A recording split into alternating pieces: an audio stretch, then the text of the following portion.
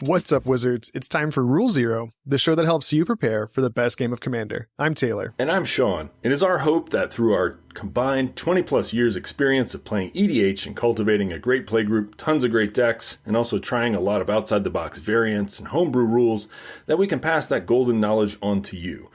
Taylor, what is something happening in the world of Magic that has you excited this week? So in our last episode that we just recorded, we were talking about theme decks, and we're recording right around the time that Outlaws of Thunder Junction came out. And I picked up the Grand Larceny Precon, and I'm a huge fan of Precons. I think they're a great way to get into the game. I think that they're becoming more and more powerful.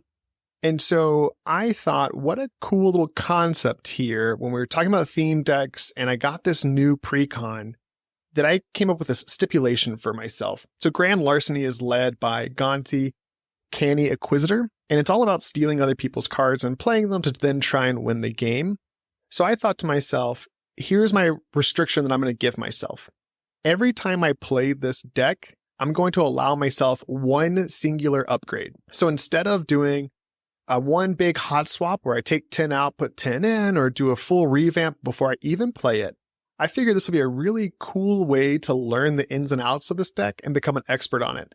So I'm going to keep a bit of a deck blog for it in the primer section, and I'll link that in our show notes so that people can follow along and see how I play the deck and what I do to upgrade it. But I think this would be a really cool one to work on and really fine tune through this process. We'll see how it goes. I think that's an awesome idea. And it reminds me that even though we're older and have careers and whatnot and have a budget to buy collector boosters or to upgrade decks willy-nilly, there's a lot of people out there playing Magic who may not be in that same situation, and maybe they have only one or two decks.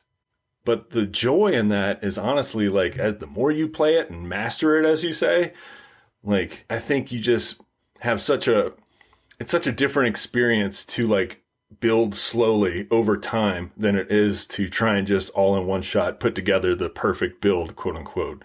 And it sounds like a fun project to follow along with, and it could be pretty informative for folks that are trying to figure out how to upgrade their own precons. This idea came to me because I thought about the classic way to get into Commander, which is to build a deck. You have 100 cards. You pick your commander as Ashling the Pilgrim, one in a red, and you just burn the table out, and all 99 other cards are just mountains. And so my thought was every time I played the deck, I could replace one of the mountains with a new card. That seemed kind of insurmountable to me. And this, I think, is a really workable way to go about it. You buy the precon, you get some sleeves, you get a deck box, you are set to play Commander forever. And now we can build it up and slowly fine tune it instead of dumping a whole bunch of money into it. Because that's always the scary part for me, is seeing the total at the checkout. And it does tie in with sneak peek into the next episode, which we'll talk about a little bit later as well. But for this week, what we are dealing with is a deck that our friend Matt sent to us. It is Indoraptor, the perfect hybrid. One, a hybrid black-green mana, and a red, so Jund colors, a legendary creature dinosaur mutant. It is a 3/1 with Bloodthirst X. Bloodthirst is, this creature enters the battlefield with X +1/+1 counters on it, where X is the damage dealt to your opponents this turn, so you often want to cast this after the attack phase, perhaps, or after you've dealt some damage early to make it bigger. The creature itself has Menace, hard to block, and it has the dinosaur ability of Enrage. Whenever Indoraptor, the perfect hybrid, is dealt damage, choose an opponent at random. Indoraptor deals damage equal to its power to that player, unless they sacrifice a non-token creature. It's a lot of words. What are you thinking as soon as you see this card? I think that people underestimate Lightning Bolt all the time. And at its very worst, Indoraptor is a Lightning Bolt. Its ceiling is so much higher than that. And it gets really difficult later in the game to begin trying to sacrifice specifically a non-token creature. And so it's that phrasing right there on this card that I think really pushes this card up a notch, really turns the heat up on the opponents who are playing against this one, because later in the game, you might be churning out some token creatures, but if you have to sacrifice your value piece or the thing that's creating those tokens, it becomes so much more difficult to really survive what this deck wants to do, which is throw a ton of damage around. And the Bloodthirst ability, the fact that it's on ETB, enters the battlefield, and not on cast, I think creates some really cool potential synergies. And I've got one that I think is a fun little way to finish the game that we'll talk about towards the end of the episode. Shawn, you love big damage decks. You love burning out the tables. So run us through it. What do you think about this card, and what are some cards that work well in this deck that we found? With pleasure. I love that this deck will attack people on 3 different fronts. Matt kept it dinosaur themed. I think maybe it piqued some hidden child in there with the Jurassic Park love, and he just wanted to live the dream of dinos without playing Gishath or something like that, which I can respect. And so we did respect that in this rebuild of the deck. That means that outside of Indoraptor, we're going to have some really strong creatures on the table. On the first level, Indoraptor works as just a regular old beat 'em down. Eventually, they're going to have to spin removal on your dinosaurs because they are big enough to chomp and smash. The second level is a combo level. Indoraptor has a sneaky combo ability to it because green cares so much about putting tons and tons of +1/+1 counters, sometimes doubling those counters, that Indoraptor can get enormous. Not only is that good for Voltron, which is the third strategy, it has Menace, but it's also good for particular spells that we'll talk about that deal damage in 1 damage increments. So every time you do that, you are randomly hitting somebody for 8, 10, 12 if they don't sacrifice a creature, and it's not hard to get there. So the first card that works well, that helps you get there, is a pet card of mine. Alana and Elena, partners. 2, a red and a green. Legendary creature, human ranger. First strike and reach on a 2/3 body. Not bad. I love secret reach in Commander. Every once in a while, you get somebody. Because on the picture, it's just somebody with a bow and a sword. And they don't think it has hidden flying, basically. But it does. Then, at the beginning of combat on your turn, put X +1/+1 counters on another target creature you control, where X is Helana and Elena's power. That creature gains haste until end of turn. So this acts like a mini Xenagos, God of Revels, which gives things haste and doubles their power, but it makes it permanent, which leaves an effect on the board even if they take this card away, which I appreciate.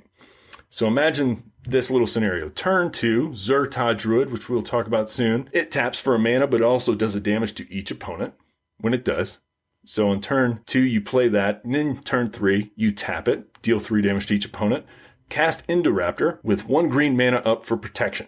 You have enough mana to do it at that point. You're coming down with a 6/4 Indoraptor. It has 3 +1/+1 counters on it at that point because it hit 3 different opponents for 1 damage. Then turn 4, Helana and Elena hit. Again, with that protection backup, a 1 mana instant green spell, there's plenty in the deck that can save your Indoraptor if it gets hurt. So it puts 2 more +1/+1 counters on it, making it an 8/6 with Menace. And now you have protection backup. And that's a monster on turn 4 in a lot of Commander games. Like, somebody's going to have to block that. And if they don't, they're getting hit for 8 Commander damage that early. It's scary. The fact that Indoraptor is a 3-drop makes it so that these lines of play are really possible, because I think that's something really valuable in a Commander these days, is playing a little bit faster. And so the fact that for only 3 mana, you can get this out for the first time. If I'm casting this for 5 mana the second time, I still don't feel bad about that. And even I think on the third time, when you've got to pay 7 total mana, we're going to see ways that this effect of just throwing out damage is going to be worth whatever the mana price is. Absolutely. And that's, I think, key to playing these aggressive style decks. Your play style. I know some people are afraid to kind of single people out and hit. You don't have to single folks out, but you need to deal a lot of damage early, because you want people to have to spend a lot of mana on their turns to turn themselves shields down. They have to remove your early boards, because later in the game, the way you're going to win is I'm not going to be able to be countered anymore. You're going to have spent all your mana dealing with my dinos. And now I'm going to have that big combo-y kind of turn, or big Voltron kill turn, because you've already spent all your resources trying to handle me in the early game when I'm ramping out of control. And I think you really hit the nail on the head in terms of how many potential fronts that this can attack on. And I think it's really cool. I think these colors do a really good job of indiscriminately damaging the table. And so the fact that it can leap ahead like this, it can surge ahead, and if they deal with Indoraptor, you still have great creatures left on the battlefield. And so I think it's kind of sneaky in that way too, because Zertod Druid, which we'll talk about in a moment, is one of those cards that if you don't deal with that, it only amplifies the potential out of Indoraptor. But if you do deal with it, well, now what are you going to do about Indoraptor when it hits the table? So we'll talk about Zertod Druid in just a moment. Really cool potentials here. This next card that you have, I think is a wicked cool one, especially if it comes down after or even before Indoraptor. What's this common that you've got? So out of a set that I opened a bunch of packs of but didn't get one of these was Urban Daggertooth. 2 and 2 green, creature dinosaur, sticking with Matt's theme, a 4/3 with vigilance. So for 4, that's a 4/3 with vigilance. It doesn't have to tap to attack. It can block a little bit. That's the floor. Not bad in a dino deck that wants to deal damage when it can. But the enrage ability means that it proliferates. And this deck has really hyper-focused on, if you check out our Moxfield list, let's put in every synergy we can that is both maybe dino themed, but also adds +1/+1 counters to our creatures. Sometimes if you've got like a pestilence out, you're not only pinging Indoraptor, but you're pinging Urban Daggertooth, which allows you to then proliferate counters on both of them, which means that you can then pestilence without fear because it will always remain ahead on toughness total of everything else that's dying on the board. And it's also doing tons of damage with Indoraptor as you do that. So it can combo out like that, and that's a pretty cool effect for just a little common card. People won't see it coming, I don't think, until it's already happened. Yeah, I think in Magic we sometimes see cards like this that at first glance you can see maybe how it could work itself in your favor, but it takes a while and experience to see how it actually plays out. This kind of reminds me of Ivy Lane Denizen.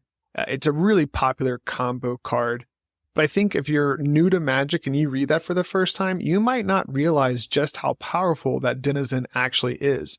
Same thing with this Daggertooth. I think if you were to show this to an experienced player even, they can see the potential upside, but when you build this shell like we've got here in this Indoraptor list, the ceiling is huge. Let's talk about one of your favorite cards, and it has a giant flame-breathing monster. We'll assume it's a reptile for the purposes of this deck. Tell us about this next instant speed spell, Taylor. Yeah, so this is a Tarkus command. It's red and a green for an instant spell. It's a modal option that gives you 4 choices. You get to choose 2 of them. I love modal spells because they are useful all the time in any type of scenario. When we talked about my cycling deck, I love getting to be able to cycle as a replacement for one of the other effects.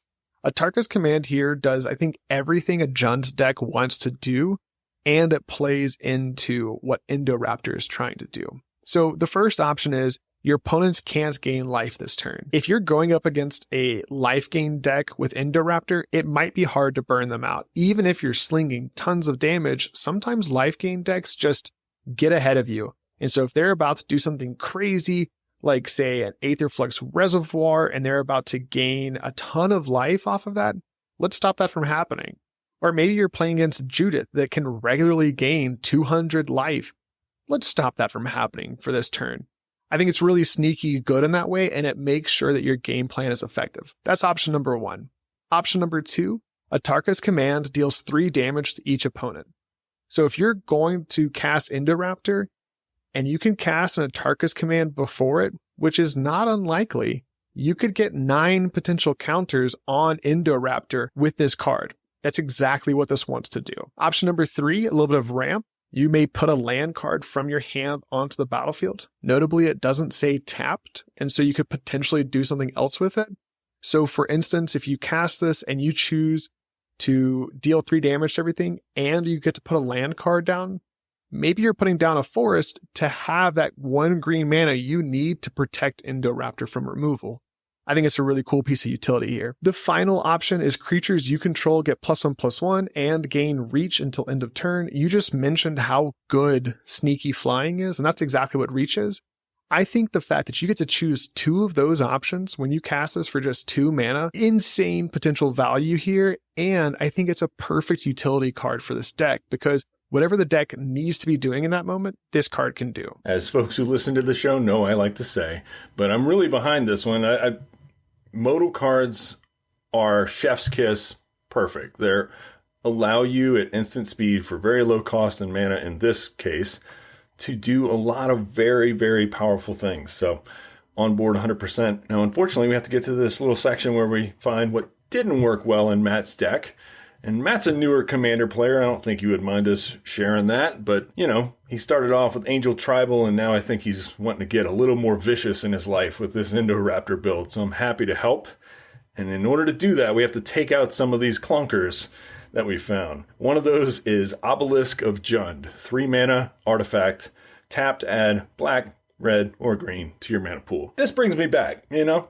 I got back into Magic around Alara block. At that time, perhaps it was okay to play obelisks, but particularly in green, we have so many more options for ramp, and ramp that sticks around, or through things like rampant growth, or just 1 mana ramp spells that this kind of gets outclassed. So what I've done in the deck refurbishing is taken out things like this and replaced it with things that I think we can get to work based on our mana base, like Wild Growth or Ignoble Hierarch. Ignoble Hierarch is 1, a 0/1 Goblin Shaman, has Exalted, which means that whenever your creature alone attacks, it gets +1/+1 until end of turn, which could be slightly meaningful in an Indoraptor build, but it taps for Jund colors. Wild Growth Enchantment Aura, 1 mana. You play a forest or a forest like Shockland on your first turn. You tap. Now, all of a sudden, this Enchantment Aura enchants that land and makes it tap for an additional green in addition to whatever else you're casting. So, Indoraptor costs 3. The idea is, if we can get it out on turn 2, just in a pinch, or some other 3 mana spell that we really want to play, why not? In green, the sky's the limit for this kind of thing. In one of my Rule 7 decks, my commander is Samut, and it's a 3-drop commander. I am trying to get that card down on turn 2 every chance I can. So I don't necessarily play the 2 mana signets, and I definitely don't play the 3 mana signets, because in the worst case scenario on turn 3, I do not want to be playing something like a 3 mana signet like Commander's Sphere or this Obelisk, because I would much rather get down my commander. And I think that's something to think about when you're building these decks, is to look and see where the mana slots fall. Because if your commander is in contention with a lot of your other cards, I think that's maybe hindering what the deck wants to do. Now, you know your decks and you get to play them, and you can see potential lines where maybe you are ramping to get to a point where you can create some really cool synergies, like doing a little bit of damage before getting to cast your commander that's a 3-drop. So there is some flexibility there. My point is, let's limit the number of cards that are in contention with our commander to make sure that our decision tree is as focused as possible. So Ignoble Hierarch, Wild Growth, 1 green mana to get these down means ideally we can do this on turn 1 so that we can get that turn 2 commander out, or make for a really powerful turn 3 or 4. Next card that we took out of the list is Shield of Kaldra. Tomer is crying somewhere out in the Magic multiverse. This is a 4 mana legendary artifact equipment. Equipment named Sword of Kaldra, Shield of Kaldra, and Helm of Kaldra are indestructible. And when you equip it for 4 mana, your equipped creature is also indestructible. It's 8 mana. I think Matt maybe just had a copy of this, and like most people are like, I should use that one day. Well, not in this deck, I don't think. If you play this in your Indoraptor deck, I don't know, I feel like you've already set yourself back 2 turns just playing this, because you want to be doing so many more powerful things with 8 mana at sorcery speed nonetheless. There's a couple other great options in the deck. We've added some more instant speed ways to make your creature indestructible or to come back to the battlefield. So I think this one can, hit the high road, and let's replace it with another 4 mana spell that we both love. Bolt Bend. 3 and a red, instant speed. This spell costs 3 less to cast if you control a creature with power 4 or greater. But Shawn, Indoraptor's power 3. Not in this deck, it's not. So when it costs 1, which is what it will always cost in this deck almost all the time, especially with many dinosaurs out on the table, you can change the target of a target spell or ability including stuff like Planeswalker Ultimates, with a single target. Can't beat it. It's budget friendly. I'm here for it. And I think I'm always going to sing the praises of Bolt Bend because I think it is more flexibly powerful than something like Deflecting Swat. I recognize that Deflecting Swat, which is 2 generic and 1 red for an instant, if you control your commander, you don't have to pay this. And it does the same ability, change the target of a target spell or ability with a single target. Yeah, it's potentially free, but what happens if people keep removing Indoraptor and now you're stuck with it costing 3 mana? Versus Bolt Bin, when you've got these other massive dinosaurs that's always going to cost 1 red, I'd much rather hold that up and have that in my hand than something like Deflecting Swat. And the fact that it's a fraction of the price makes this even better. Deflecting Swat comes in at some really crazy prices, like I think it hovers around $50 versus Bolt Bin, which is $1 or less. What a good card. Yeah, I'm glad that we're both on board with the Bolt Bin train. Before we jump into this next card that you kind of want to take out, let's add to how sad it is that Deflecting Swat is the one with a giant Stegosaurus on the front. If only Bolt Bin had a dinosaur, it would be the perfect replacement. But for $50, I can lose out on the 1 dinosaur art that we're losing out on by using this. So tell us what this next card is, this Universes Beyond favorite that Matt has kind of thrown in the deck. Yeah, I think that it reminds me a little bit of the Shield of Kaldra in that it's way too expensive for what it does. It's Mount Doom, a legendary land. You can tap it, pay a life, and you get to add either black or red mana. That's its first ability. The second ability says 1 generic, a black, and a red, and tap this. Mount Doom deals 1 damage to each opponent. And then its last ability is 5 generic, a black, a red, tap it, sacrifice Mount Doom, and a legendary artifact. Choose up to 2 creatures, then destroy the rest. Activate only as a sorcery. So I get why this is in the deck. You want to use that second ability to try and ping everyone for 1 damage. That's going to get you potentially 3 counters on Indoraptor, but you're essentially paying 4 mana to do that. That's a terrible return on your investment, I think. So it doesn't seem like it fits that well in this deck where for 1 mana you could play a lightning bolt and get the same result. That just seems like a bad return on investment, like I said. And if we're looking at the deck list, we don't have the 1 ring in here, and so that last ability isn't going to work out maybe the way you want it to, because I think that's part of what you want to have happen. We're playing the Mithril Coat now, but do you really want to sacrifice that for a board wipe? Do you want to sacrifice your Ozolith for the board wipe? I don't think so. I think I'd much rather just play a Blasphemous Act, because then you get the Enrage trigger off of Indoraptor on its way out of the field.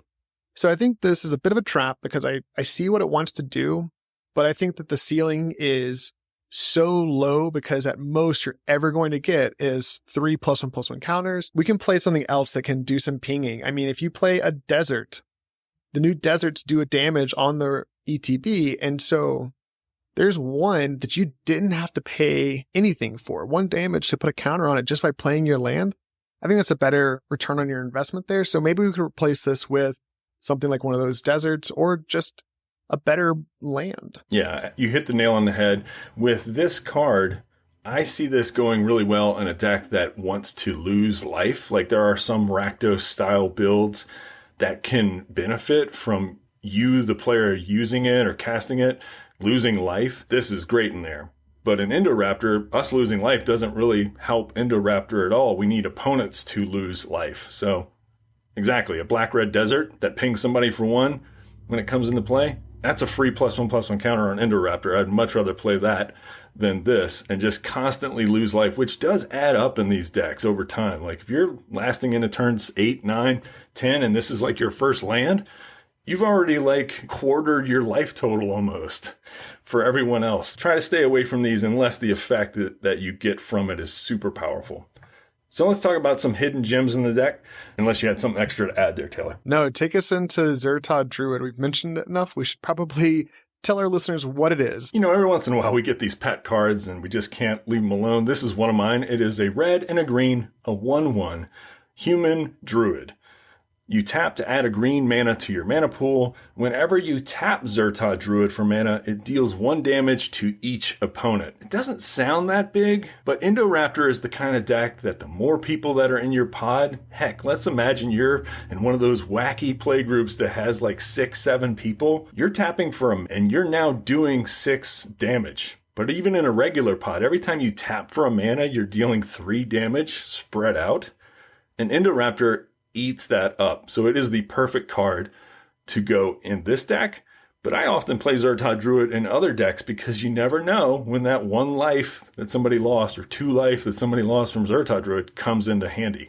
It's something that you shouldn't overlook. Yeah, and the fact that this card is doing what you want to do as a good deck builder anyways, it's helping you ramp, it's helping you get ahead on curve. It does everything this deck wants to do. And so I'd much rather play this than, say, even just an Elvish Mystic for this kind of deck. Yeah, we want to get the Indoraptor out early, but in this case, not only is it helping to ramp me for all my other spells, it's doing what my commander is asking me to do, which is to do incremental damage to everyone. Exactly. And Indoraptor is one of those cards that you do want to get out early, but only if it's under the criteria of like, I'm going to add some +1/+1 counters to it, because otherwise it's not going to do that much on the table. And so let's say you're in an instance now, we'll talk about the next hidden gem, where you have a 3-mana spell that conflicts with your commander. Well, this one benefits it in the long game. We're playing for the long game here. This is Rhythm of the Wild. 1, a red, and a green. Enchantment. Creature spells you control can't be countered. Important in a deck with 30 dinosaurs or so. Non-token creatures you control have Riot, which is an ability that says they enter the battlefield with your choice. And I always love choice of a +1/+1 counter or haste. Both good with Indoraptor, depending on if you're attacking as a Voltron or if you're going for the more combo-y kind of +1/+1 counter build. This is a card I don't leave home without in a red-green creature deck, honestly, because you need some redundancy for that Cavern of Souls type effect to protect yourself. Yeah, getting blown out by a well-timed counter spell, I think, is really detrimental, because if you spend your early mana to try and get all that incidental value, you're trying to do that damage, and then you try and cast Indoraptor. If it gets countered and you just wasted your resources, heartbreaking. And this one always gets me. I forget it's out there, and I forget that it says that very first line of text, creature spells you control can't be countered. It always gets me, it seems. And I'm not saying I'm a perfect player by any means, but I've been doing this a while. I should remember that this card says that. So I think it's a great one to include as just good protection, because a lot of removal does damage to remove creatures. That might be one way to go about it, right? And so if you can just stick the raptor onto the battlefield and then they destroy it or they do damage to it, now you get to lightning bolt somebody again at the floor level. It's a cool one. What about this next dinosaur you found? So thanks, Art Search, that we just talked about in our previous episode. As I was looking for art that had dinosaurs in it, I found a little card that Matt didn't have in his list, even though he already had 30 dinosaurs or so. Labyrinth Raptor, black and a red, a nightmare dinosaur. Menace. Whenever a creature you control with Menace becomes blocked, defending player sacrifices a creature blocking it. And for a black and a red, creatures you control with Menace get +1/+0 until end of turn. It is a 2/2. This is a quick to put on the board, sort of innocuous creature that helps Indoraptor do what it wants to do in multiple ways. 1, Indoraptor has Menace. So this makes Indoraptor very difficult to block with any sort of profitability or any way to get rid of it. They're going to have to block with like 3 creatures perhaps instead of 2. Next, there are times when that little infinite pump ability, as much black and red mana as you might have, might make Indoraptor big enough to start dealing a ton of extra damage at random whenever it gets hit. So I love this little include. It's a rare, but it's very cheap. It's only in 18% of Indoraptor decks, period. And I think it keeps Matt on theme for cruel, angry dinosaurs. Shawn, let's play a game real quick. Matt, if you listen to this episode and you mention this to me, I have a foil Labyrinth Raptor that I'll give you for free. So make sure you claim that from me after this episode comes out. Great test. I love to test our listeners to see if they're actually listening. I mean, our friends. I'm sure our listeners are listening because that's inherent in the word. The former teacher in me makes me do that. Love it. You've always got to keep your students guessing. Like, what's he going to do next? So, Taylor, tell us about this next card, which you added in the deck I didn't think of, but It's great. Yeah, so we have some of these 1-mana green spells that give things like indestructible. And I think that those are really valuable in this deck because we're playing things like Pyrohemia and Pestilence that deal 1 damage to each creature. And so we want to give Indoraptor indestructible to help us survive that. So I thought, why not balance that out with something like Malakir Rebirth, which is just 1 black mana.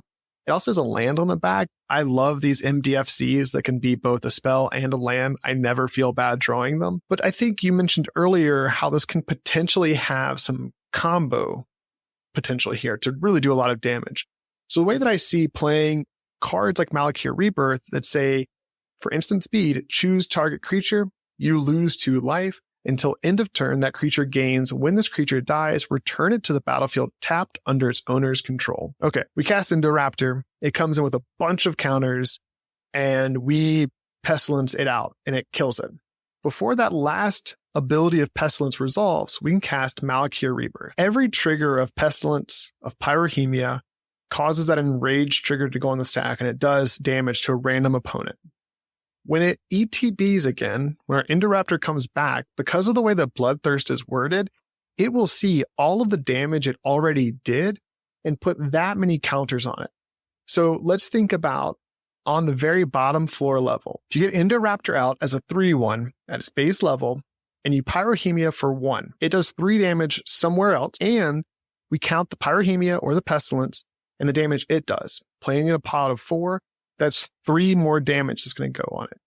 When we cast Malakir Rebirth and it comes back, it's going to come in with 6 counters for 2 mana. I think that's a really good return. And that's, again, at its very base floor level.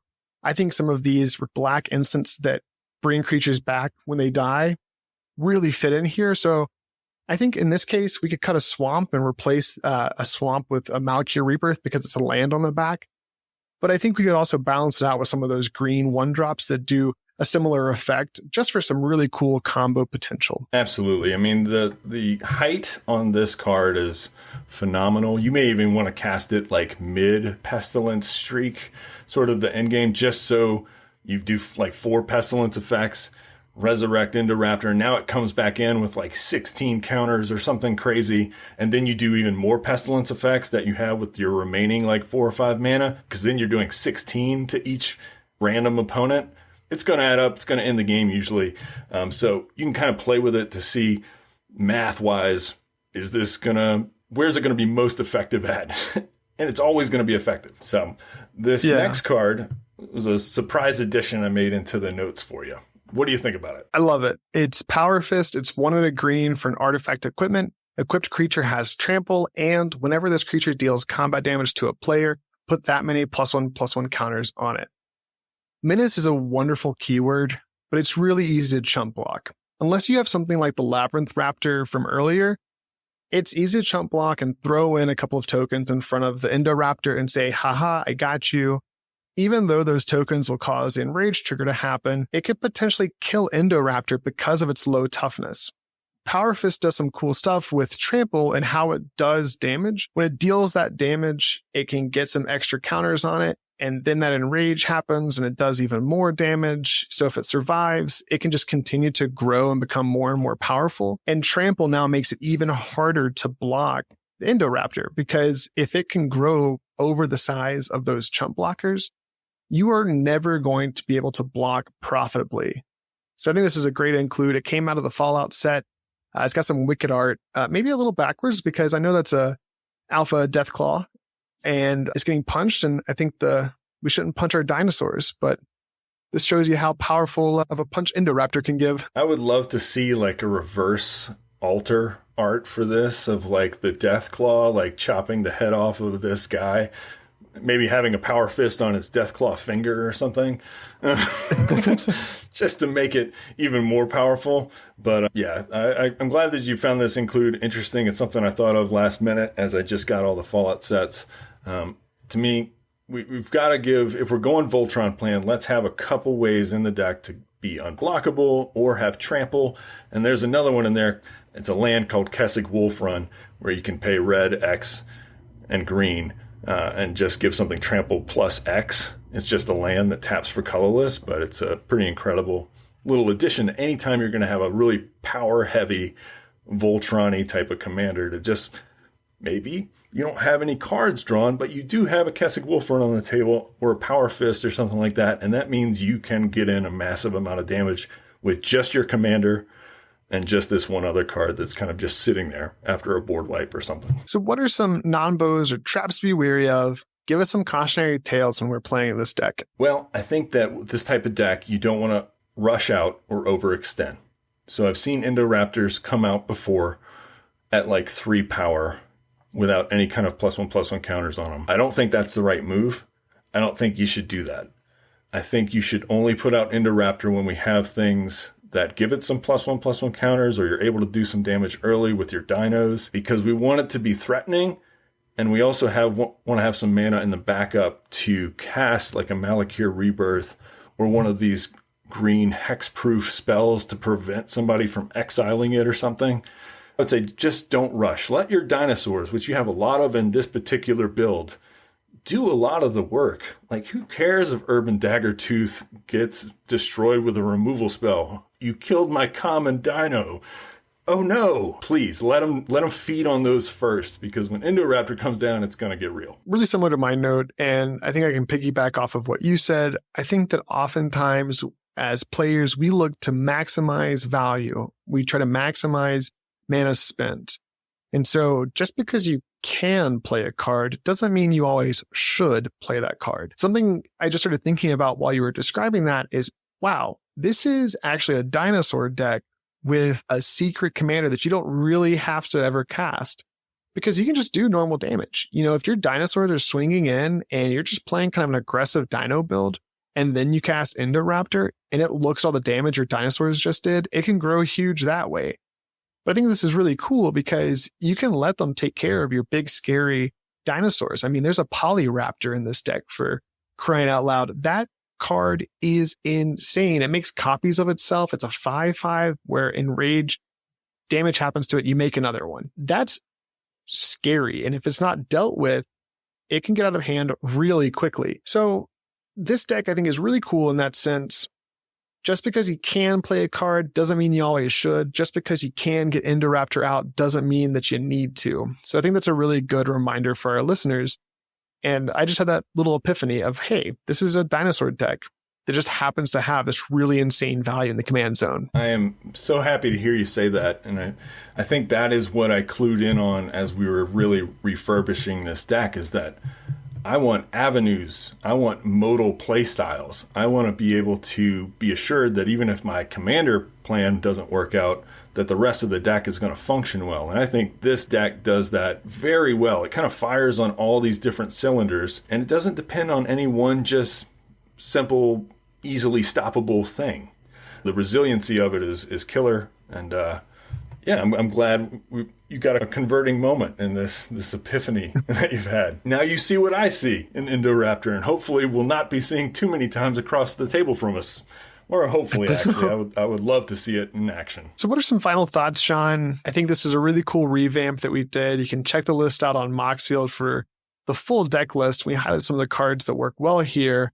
But what do you think about it? How did we do on this one? Personally, I think we knocked it out of the box, but this is why we put up both versions of the deck on Moxfield. Matt's been so kind as to lend us his original deck list. So we have the original and the revamped version that when this podcast comes out, they will be available on our Moxfield page so that you, the listener, can give us a grade. Because I would give myself all the gold stars if allowed to. I've gotten over the humble parts of my life where I'm like, I should underplay what I'm doing here. The reason we have a podcast is because we love building insane decks. So, you know, I think we did a great job with this one. I've seen Maldhound play this on Elder Dragon Hijinks, and I can see where if you lean too far into just the Indoraptor plan, it kind of bit Maldhound in the game. A lot of really cool potential, but I distinctly remember from that episode him saying, oh, if I could have just gone to the next turn, I was going to do this. And this list says, no, we're playing dinosaurs and beating face. Indoraptor happens to be a really cool potential for what this deck can do. Personally, I would love it if Matt were to keep, even just on a piece of scratch paper in his deck box, what's the most damage that he's done with the Indoraptor? Because I think, again, the ceiling is insanely high and there's some really cool synergies and ways to capitalize it. When it comes for a Rule Zero conversation, I think that Matt really needs to focus in and say, this is my dinosaur deck. It has some really cool potential in it. I think it's a little bit higher powered level. There's no infinite combos in this deck, but it does have a pretty high ceiling. That way our players at the pod know, okay, I need to play a little bit of a higher powered deck because this one can get out of control quickly, and nobody wants to sit down with their brand new Grand Larceny Outlaws of Thunder Junction precon against a deck that can destroy poor Gonti before he even gets cast. Let's not destroy poor Gonti, the Lord of Luxury himself. Oh, woe to those who would destroy poor Gonti. Well, I would love it if listeners want to send us some decks, because we have, such great time rebuilding these things, and hopefully we're doing a good job with it. Leave a comment, share, like, do all the things. If you want to suggest a deck, you can follow us on Twitter at Rule Zero Podcast. That's the rule number 0 podcast, or email us at rulezeropodcast@gmail.com. On next week's episode, we're going to tackle a common issue that many newer or even more veteran Commander players face that does tie in with this Gonti build that Taylor's working on. Pre-constructed decks. What are the common problems that these pre-con decks kind of face when pitted against other more resilient or stronger older builds?